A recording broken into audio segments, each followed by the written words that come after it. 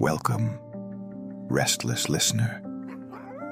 I am Noctus, the Raven, watcher of the night, keeper of forgotten fears. Prepare yourself for the uncanny, the inexplicable, and the unbelievable. Are you ready for my spooky horror stories?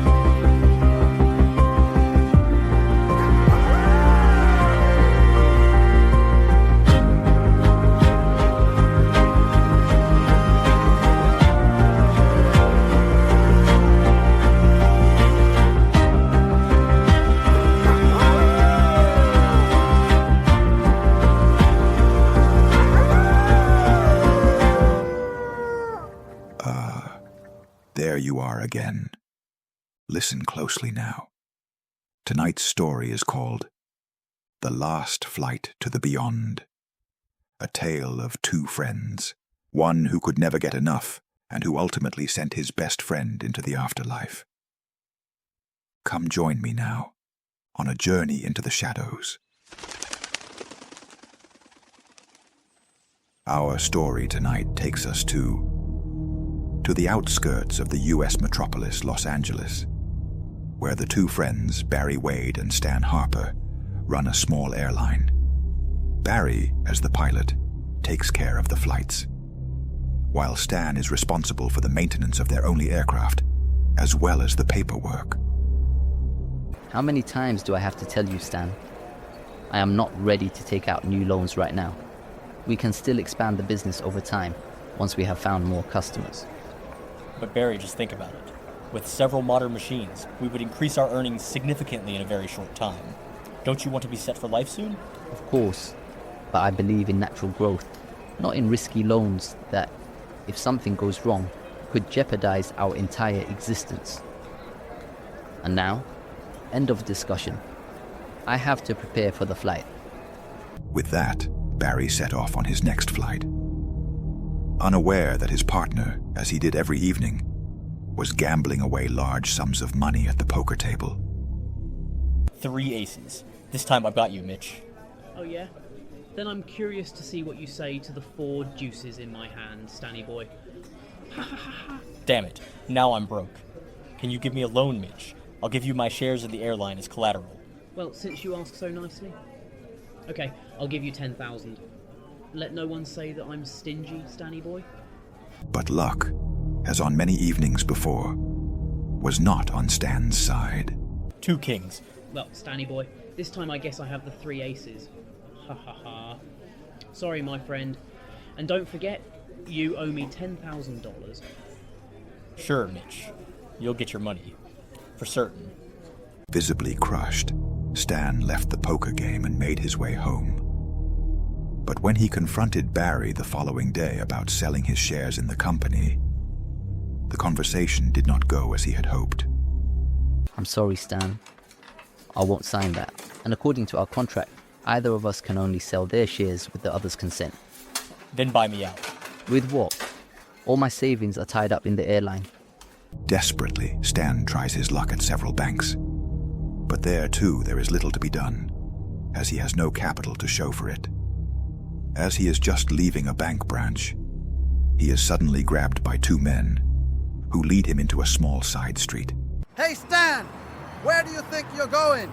Mitch asked us to check in on how his money is looking. Please, not now.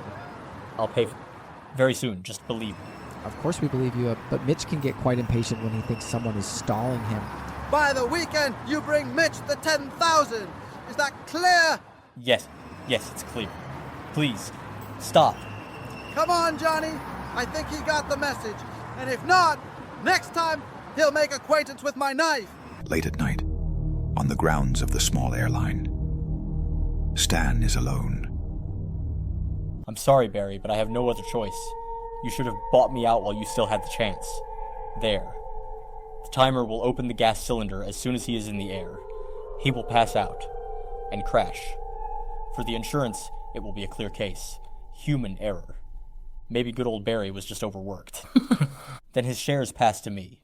And with the insurance money, I can pay off Mitch and start over. And he won't notice the gas cylinder under the pilot's seat. until it's far too late. With a grin on his face, Stan left the plane where he had just placed the cylinder. The next morning, Barry took off with the small machine and 3 guests on board, looking forward to their relaxing vacation in Hawaii. But then... Hey, why is that plane flying so low? Is the pilot drunk? Something is wrong. Very wrong. Perfect. The cylinder seems to have opened at exactly the right time. Shortly after takeoff, the Fuji plummeted into the sea off the coast of Los Angeles, taking everyone with it. Since the Pacific is over 300 meters deep there was little chance of recovering the wreck. Everything went exactly as Stan had planned. A year later, he already owns 3 modern aircraft. The airline is doing better than ever. Now that I own the airport, it must be expanded. Growth is the order of the day. How true, Mr. Harper. We would be pleased to support you with the financing, at especially fair interest rates, of course. Stan enjoys his success to the fullest. He has everything he ever dreamed of. A large house. Women flock to him. And even at poker, the tides have turned. That's it then, Mitch. To play poker, you need enough capital, which you don't have. Or should I perhaps lend you something, old friend? Forget it. I'd rather sleep in the gutter than borrow anything from you. 10 years passed, until one stormy evening. An unknown aircraft set course for the airport in Los Angeles, causing chaos in the tower. Damn it! Where did this piece of junk come from? It's heading straight for us. Sir, something isn't right. The plane is not showing up on the radar. Code red, all available units to the runway immediately, and notify air traffic control. The unknown machine lightly grazed the airport tower during its approach, and then landed safely on one of the runways. It's no use. The hatch just won't open. What should we do? I suggest we wait until morning. As soon as the storm has passed, we'll take a closer look at the machine in the daylight, but make sure the plane is guarded around the clock. I will notify Mr. Harper immediately. Meanwhile, Stan was back at his favorite pastime in one of the local casinos. Bullseye. It's like I felt the ball would land there. This win is surely enough for another plane. Mr. Harper, telephone for you. They say it's urgent. The conversation lasted only a few seconds. Then Stan hurriedly left the casino, without even collecting his winnings. Damn it. Someone must have recovered the Fuji. What a mess. Now every minute counts. And if I catch the bastard who fished that plane out of the sea, God help him. Stan drove his car directly onto the runway, right to where the Fuji stood. That was how he and Barry had ceremoniously christened the machine after they founded the airline. But he never believed he would see the plane again, after it had sunk into the sea 10 years ago. When he reached for the entry hatch, where the responders had struggled in despair just moments before, it opened quite easily. Those idiots. Why couldn't they get this hatch open? It's child's play. Wait, how can this be? After Stan stepped into the machine, his heart nearly stopped. There, sitting in their seats, were the skeletons of Barry and the other passengers who had been on board the Fuji 10 years ago. Almost exactly as they had been during takeoff back then. Well, so be it. They can't hurt anyone anymore. Ha ha ha ha. I don't know how this piece of junk got back here, but I'd better take the gas cylinder from under the seat just to be safe.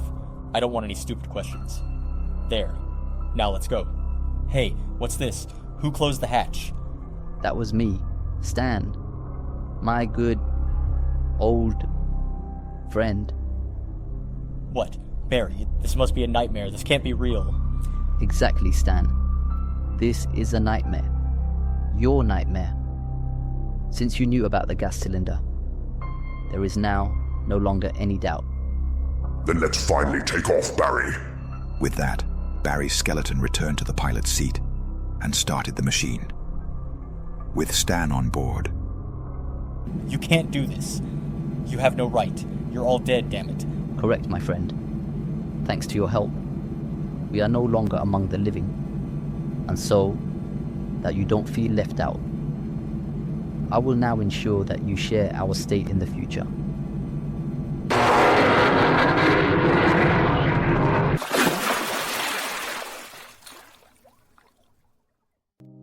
And with those words, the skeleton of Barry steered the Fuji into the sea, off the coast of Los Angeles. Exactly where the machine had spent the last 10 years. But this time, the plane sank into the ocean forever. Stan's car was discovered the next morning on the runway of his airline. But of Stan Harper, there was no trace. This story is over now, but the shadows remain. Which shadow unsettled you the most? And if you wish to hear more tales, when the night returns, follow the raven. Until we meet again, I am Noctus.